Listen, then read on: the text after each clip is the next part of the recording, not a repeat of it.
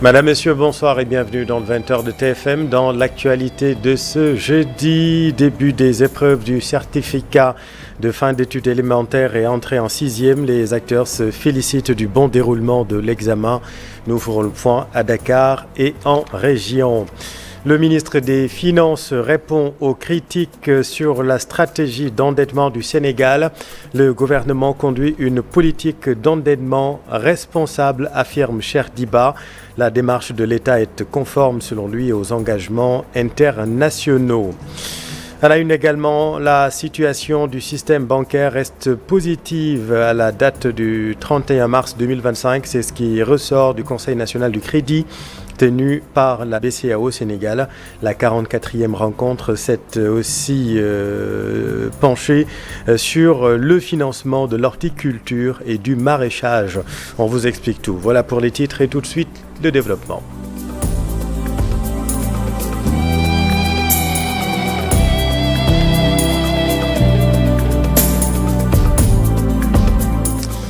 Début des épreuves du CFE et entrée en 6e, les acteurs se félicitent du bon déroulement des épreuves. Voyons tout cela avec Habib Faye dans la banlieue de Dakar. C'est parti pour 2 jours d'épreuve. Les élèves du primaire entrent en lice pour décrocher leur tout premier parchemin. À l'école Notre-Dame du Cap-Vert, le personnel éducatif est mobilisé, à l'exception d'un surveillant momentanément absent. Dans les salles, les élèves se concentrent sur les différentes épreuves dans une atmosphère studieuse. Le président du jury, lui, se dit très satisfait du bon déroulement des examens. Dans le centre, nous sommes 218 élèves. 218 élèves, 93 garçons et 125 filles. Aucun absent. Tous les enfants ont répondu présent depuis le matin jusqu'à cette heure-ci. Sur le côté des enseignants, il n'y a qu'un seul enseignant qui est absent, mais il s'est excusé, c'est pour des raisons médicales. Donc le jury vraiment est au top et le travail se déroule dans les conditions les meilleures. Après l'école privée catholique Notre-Dame du Cap-Vert, nous nous sommes rendus à l'école Kourounar. Ici, tout se déroule dans le calme, les élèves restent concentrés et donnent le meilleur d'eux-mêmes, tandis que quelques surveillants assurent une présence discrète dans la cour. À la sortie des salles d'examen, plusieurs élèves se disent satisfaits. Selon eux, les épreuves sont abordables. Les épreuves étaient faciles. On nous a demandé de faire un texte dialogué et de nous donner un petit TSQ pour répondre des questions. C'était très bien passé. Ça s'est bien passé et l'épreuve c'était pas difficile et on pouvait faire que le texte, c'était un texte dialogué. Tous les épreuves sont très faciles. Et je m'en sors bien. Français, production d'équipe. C'est de vaincre ton ami à laisser de faire des TikTok comme des Instagram et autres. Comme à l'accoutumée, le maire est venu apporter son soutien au potache, mais sa présence s'explique aussi par 2 raisons principales. Marquer son engagement en faveur de l'éducation et encourager les élèves en cette période décisive. Et le premier objectif réside dans la vérification tout simplement et la confirmation, surtout des meilleures conditions pour que le CFE se passe très bien. Et l'autre objectif, c'est de venir encourager, motiver, booster et donner de l'énergie tout simplement aux candidats. Voici les 2 raisons quand même aujourd'hui qui nous conduisent à venir faire le tour de ces centres-là. 6 écoles élémentaires de Pikine Ouest, dont une école privée, ont présenté leurs élèves à l'examen d'entrée en 6e et au certificat de fin d'études élémentaires. Dans les établissements visités, la confiance règne. Les élèves motivés gardent l'espoir de réussir et d'obtenir leur tout premier diplôme scolaire. Dans la commune de Bambey, des absences ont également été enregistrées. Néanmoins, le préfet se dit satisfait de la belle mobilisation du monde scolaire. Le voici. Une une satisfaction par rapport à la présence en tout cas du corps administratif qui, nous dit-on, sont venus à l'heure et il n'y a aucune absence relativement à ce corps. Et aussi une satisfaction par rapport à la présence des candidats parce qu'on a noté par rapport au centre qu'on a visité 2 absences seulement, ce qui fait moins de 1% d'absence sur 929 candidats au niveau de la commune de Bambey. Donc cela veut dire que quand même les conditions aussi ont été réunies. Nous avons fait le tour pratiquement sur 5 centres, le tour de 3 centres, les plus grands centres avec tous les acteurs qui sont ici présents et on a noté aussi l'accompagnement de la collectivité territoriale de Bambey qui accompagne en tout cas ces différents membres de ces centres. Donc l'autre aspect c'est une satisfaction aussi des encouragements à l'endroit de Madame l'inspectrice de l'éducation et la formation.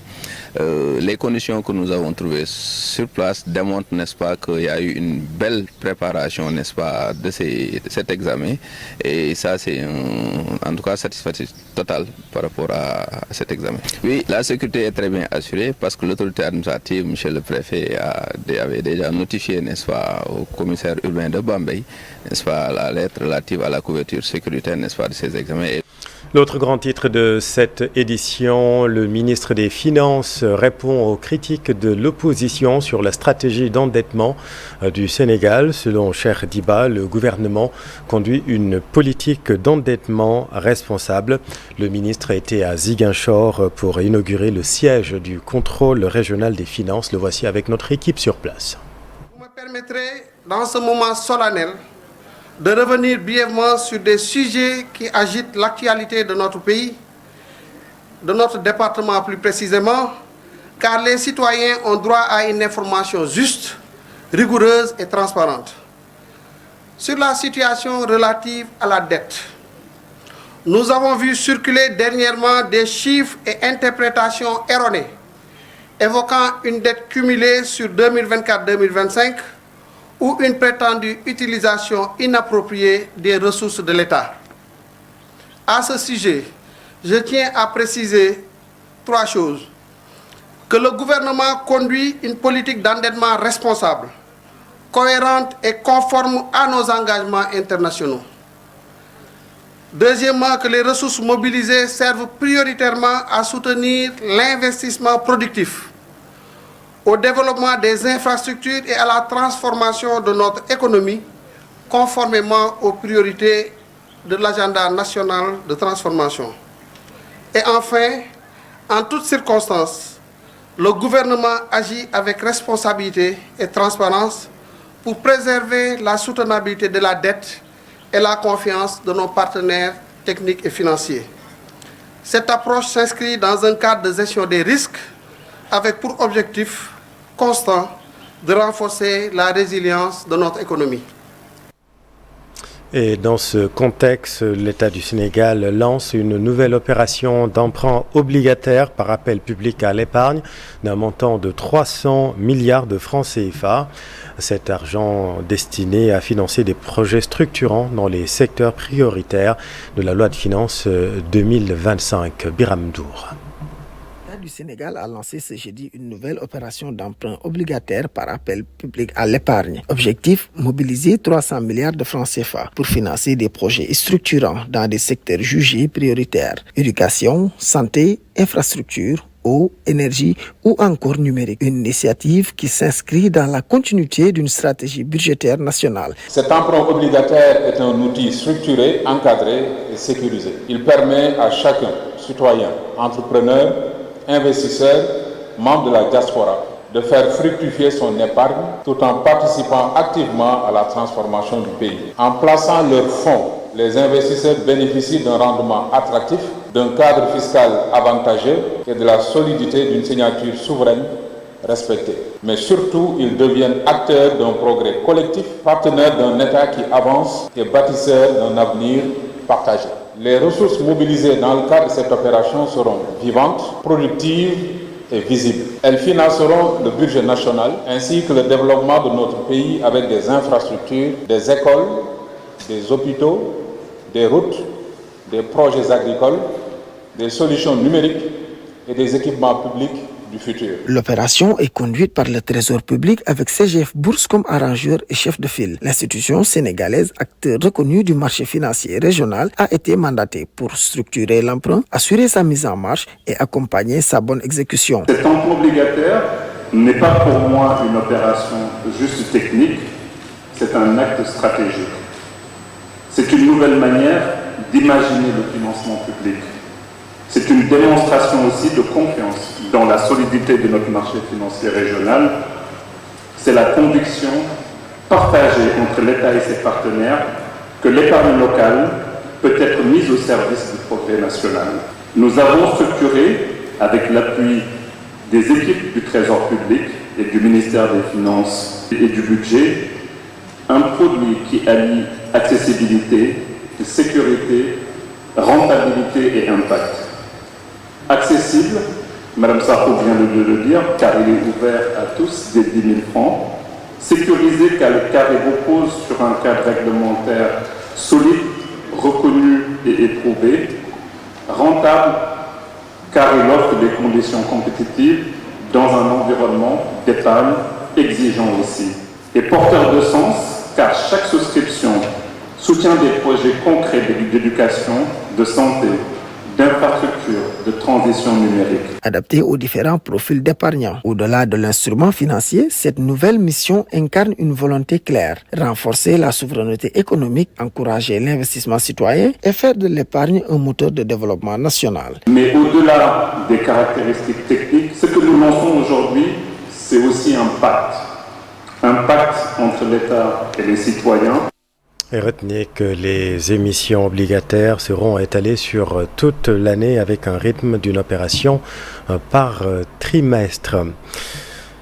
Il faut revoir la relation entre l'État et les investisseurs pour éviter les bras de fer devant les juridictions internationales. C'est l'avis de Maître Aboubacar Fall, avocat et président de la Société sénégalaise de droit international.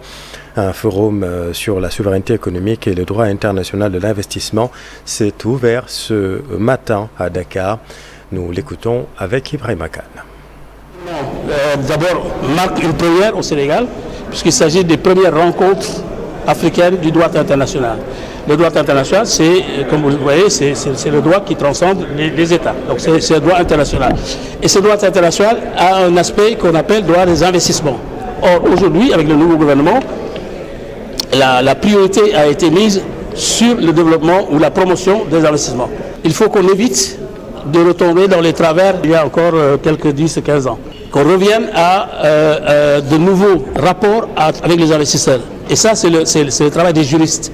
C'est le travail du droit international. Il faut qu'il y ait des experts qui aident les États, qui assistent l'État à concevoir des instruments juridiques en matière d'investissement qui soient équilibrés, pour éviter justement que l'État soit toujours attrait devant les juridictions internationales et à devoir payer des sommes extrêmement importantes. On a vu le Nigeria qui a été condamné à payer 10 milliards de dollars, ce qui est quand même absolument astronomique.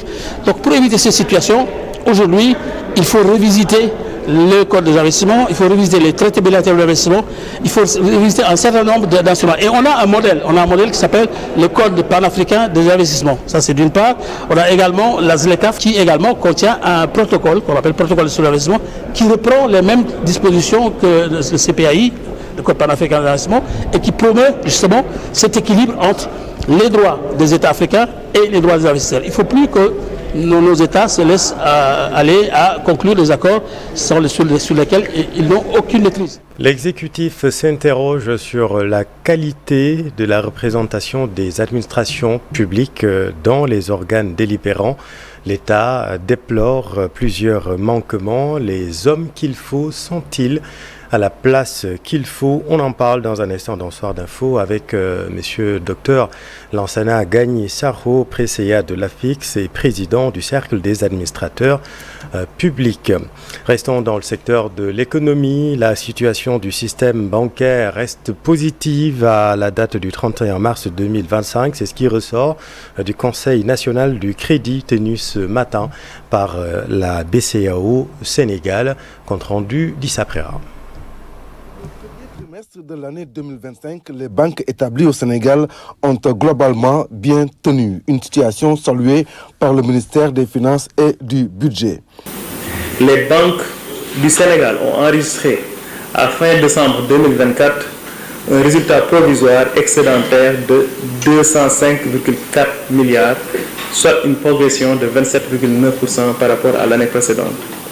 Les encours de crédit des banques ont progressé de 7,6% en glissement annuel pour s'établir à 7 814 milliards à fin mars 2025. La qualité du portefeuille de crédit des banques s'est légèrement dégradée. Le taux de créance en souffrance nette des provisions ressortant à 4,2% à fin mars 2025 contre 3,4% un an auparavant. Au plan prudentiel, les banques sont également en conformité par rapport aux normes fixées avec un ratio de solvabilité moyen s'élevant à 14,4% à fin mars 2025 contre une norme communautaire de 11,5%. Les banques ne sont pas les seules. Pour les institutions de microfinance aussi, ce sont des indicateurs au vert.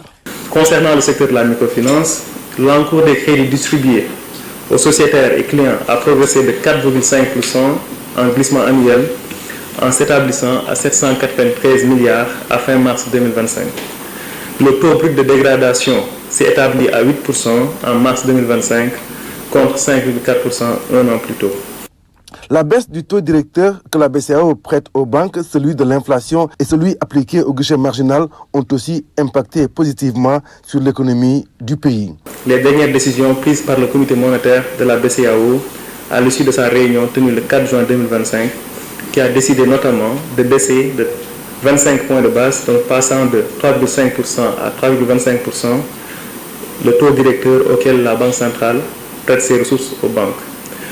Dans le même sillage, la Banque centrale a abaissé le taux appliqué au guichet de prêt marginal qui passe de 5,5% à 5,25%.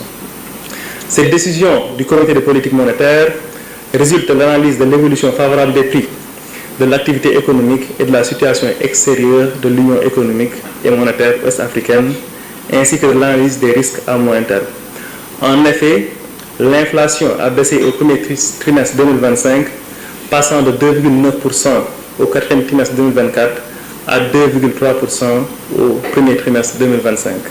Cette 44e rencontre du Conseil national du crédit va aussi se pencher sur les questions de financement de l'horticulture et du maraîchage. Merci Dissa. Au chapitre politique, Thierno Alassane Sall tire la sonnette d'alarme concernant le marché Azer AEE Power. Le député et leader du parti République des Valeurs accuse le ministre des Finances d'avoir couvert des dérogations irrégulières. Le voici avec Fatima Touré. Le ministère des Finances et du Budget évoque a posteriori, sans jamais l'avoir évoqué avant, évoque a posteriori des dérogations à l'article 13 dont aucune d'elles ne peut être appliquée à AEE Power qui doit fournir une garantie à l'Azer et non le contraire. Deuxièmement, si par extraordinaire il arrivait d'évoquer une garantie, cette dernière devrait être matérialisée par un engagement écrit. C'est stipulé à l'article 13 du Code ciment. Or, on vient de voir, il n'y a aucun engagement qui accompagne le dossier d'appel d'offres ou que la SONAC a évoqué en aucun moment de ces échanges avec l'ARCOM. Une dérogation doit être forcément motivée. Qu'est-ce qui justifierait l'octroi d'une telle faveur à AEE Power EPC? Je pèse bien mes mots et je le dis de manière claire et intelligible. La SONAC et AEE Power ont commis à travers un arrangement commercial qui viole les termes du Code ciment un acte délictuel grave et expose la sécurité publique du marché. Les garanties déposées relèvent du faux et peuvent entraîner la nullité du marché. Des dispositions administratives et judiciaires doivent être envisagées immédiatement par l'acheteur public, par l'Azer, dès lors que le forfait est signalé. L'agrément de la compagnie d'assurance SONAC devrait aussi être retiré immédiatement par le ministre en charge des Finances. Le premier vice-président de l'Assemblée nationale, Idrissa Diallo, accuse le député Guy Marius Sagna d'avoir un agenda caché. Ce dernier s'est offusqué de certaines mauvaises pratiques à l'hémicycle. Explication Mamadou Fall. Notre loyauté est envers le confort du peuple. Notre seule boussole est non envers notre confort personnel ou envers des commodités. Telle est la phrase choc du député Guy-Marie Sagna qui semble s'offusquer de certains comportements de ses camarades de régime. Guy invite à la rupture tant vantée et proposée au peuple, une rupture qui s'opère pas jusqu'à présent, après plus d'1 an de pouvoir. Guy-Marie Sagna expose ses différentes actions menées après 6 mois de mandature, 267 initiatives parlementaires dont 264 questions écrites, 2 propositions de résolution de mise en accusation de l'ancien président de la République, Macky Sall. Sur ces 267 initiatives parlementaires en 6 mois, 28 sont relatives au département de Ziguinchor, soit 10,48 pour le même département. J'ai déposé 27 questions écrites et une proposition de commission d'enquête parlementaire, révèle Guy-Marie Sagna. Plus de 93 réponses du gouvernement sur 264 questions écrites, 35,22% de réponses, 2 lettres adressées au président de l'Assemblée nationale relative au bureau du Sénégal à Paris. Le député demande à ses collègues de rompre avec des pratiques de notre âge non conformes à l'exigence de rationaliser les dépenses de notre État. La distribution du sucre-corps à l'Assemblée nationale aux députés de son groupe parlementaire, le montant de l'appui financier au groupe parlementaire par l'Assemblée nationale sans pièce justificative ni compte rendu fait aux membres de son groupe parlementaire à l'Assemblée nationale, autant d'actes aux antipodes de la bonne gouvernance, dénoncé par Guy-Marie Sagna. Pour lui d'ailleurs, ces pratiques ne sont pas celles de PASTEF. Le député appelle au don le soir, poste qui fait secouer la mouvance présidentielle. Le député Ismaël Diallo de la même coalition réagit aussitôt.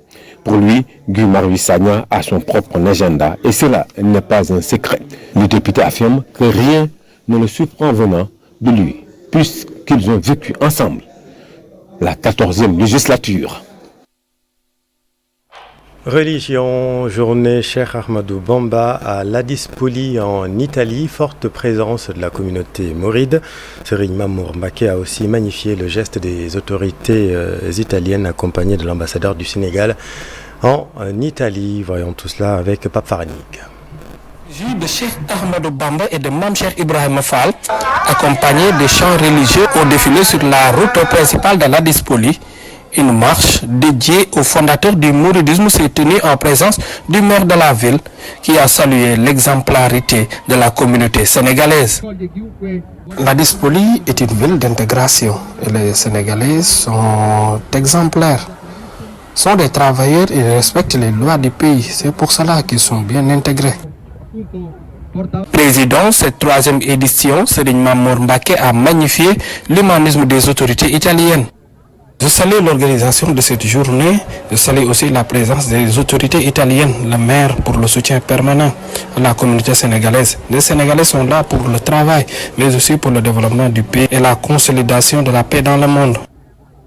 L'ambassadeur du Sénégal ainsi que le représentant du Vatican ont également pris part à la marche en signe de soutien aux talibés mourides. Une excellente initiative. Vraiment, je salue la présence de la mairie, surtout le maire, pour cette marque de considération. Une journée Cheikh Ahmadou Bamba a été décrétée chômée et payée à Ladispoli au bénéfice des Sénégalais de la localité qui ont fièrement arboré les couleurs nationales dans les rues italiennes. En sport, basket, l'équipe nationale féminine va finalement entamer sa préparation de l'Afro-Basket 2025 à Dakar. C'est une décision qui émane du gouvernement du Sénégal. Explication, cher Sadibou Diarra. Nouveau rebondissement dans l'affaire d'obtention de visa qui oppose la Fédération sénégalaise de basketball et l'ambassade des États-Unis d'Amérique au Sénégal. Le gouvernement sénégalais annule finalement le stage de préparation de l'équipe nationale féminine sur les terres américaines. Une décision annoncée par le Premier ministre Ousmane Sonko sur ses réseaux sociaux. Je le cite. « J'ai donné instruction au ministre des Sports d'annuler purement et simplement le stage de préparation de 10 jours initialement prévu aux États-Unis d'Amérique. » Le chef du gouvernement du Sénégal rajoute: ce stage sera désormais organisé à Dakar dans un cadre souverain et propice à la performance de nos athlètes. Une preuve de la détermination du souverainisme du Sénégal. Je le cite. Nous réaffirmons avec clarté et fermeté notre nouvelle doctrine de coopération. Une coopération libre, équilibré, fondé sur le respect mutuel et le bénéfice partagé. Une réponse au refus de délivrance de visa à une dizaine de membres, dont 5 joueuses de l'équipe nationale du Sénégal. Le déplacement du stage à Dakar était envisagé depuis hier par le président de la Fédération sénégalaise de basketball, Maître Babacar Ndiaye. Ce dernier disait attendre juste l'onction du sélectionneur américain des Lions, Otis Ugley Jr. Et puis en lutte, le ministère des Sports instruit le comité national de gestion de la lutte à travailler pour la mise en place d'une fédération sénégalaise de lutte dans un avenir proche.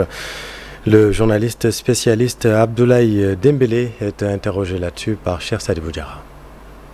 Par un CNG depuis 1994, soit de 31 ans déjà. L'autre écueil, c'est que depuis plusieurs années, le travail qui devait être fait pour aller vers une fédération n'a jamais été fait convenablement ou bien de manière globale.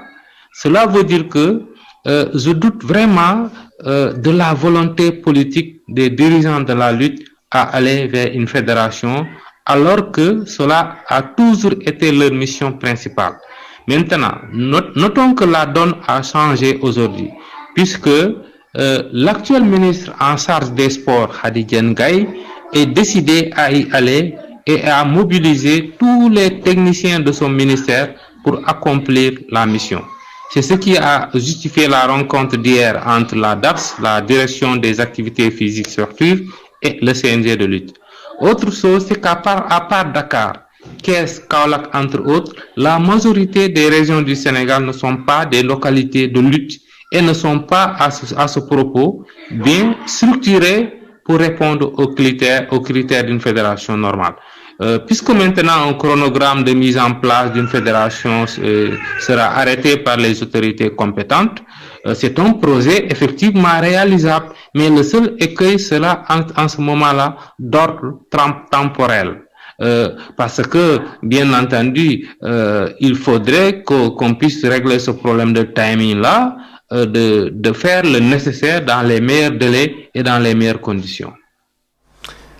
C'est la fin de cette édition. Merci infiniment de l'avoir suivi. Dans un instant, Soir d'Info, la suite avec Dr Lansana Gagny-Sakho, président du conseil d'administration de l'APIX. À tout de suite.